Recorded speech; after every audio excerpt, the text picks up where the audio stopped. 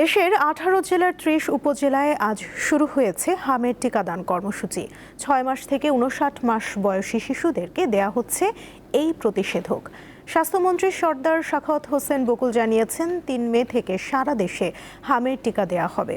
সকালে ঢাকা নবাবগঞ্জে টিকাদান কর্মসূচির উদ্বোধনী অনুষ্ঠানে তিনি এই কথা জানান।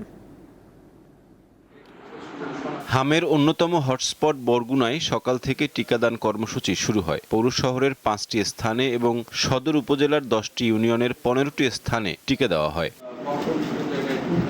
টিকা নিতে ব্যাপক সাড়া দেখা গেছে সাধারণ মানুষের মধ্যে। এছাড়া টিকা পাওয়ায় স্বস্তি ফিরেছে পরিবারে। হামে খুব মহামারী ধারণ করছে, এর কারণে আমরা সবাই টিকা দেই এবং সুস্থ থাকি, এটি আমরা কামনা করি। ময়মনসিংহের 3 উপজেলায় শুরু হয়েছে হাম রুবেলা টিকার বিশেষ ক্যাম্পেইন। রবিবার সকাল 9টা থেকে প্রথম ধাপে জেলার 3টি উপজেলায় শিশুদের প্রথম ডোজ টিকা দেওয়া হয়। চিন্তায় ছিলাম,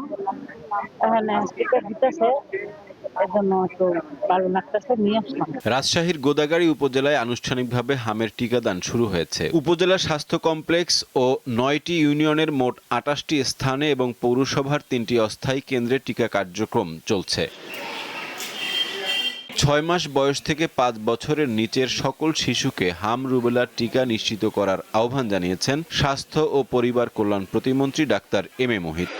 গাজীপুর সদর উপজেলার মির্জাপুর ইউনিয়ন পরিষদে টিকাদান কর্মসূচির উদ্বোধন অনুষ্ঠানে তিনি এই আহ্বান জানান। আমাদের সরকার অত্যন্ত দ্রুত গতিতে আমরা পদক্ষেপ নিচ্ছি। যে জায়গাগুলোতে এই ঘাটতি আছে আমরা দায়িত্ব নিচ্ছি এবং দায়িত্ব নিয়েছি, সেই ঘাটতিগুলো আমরা পূরণ করছি।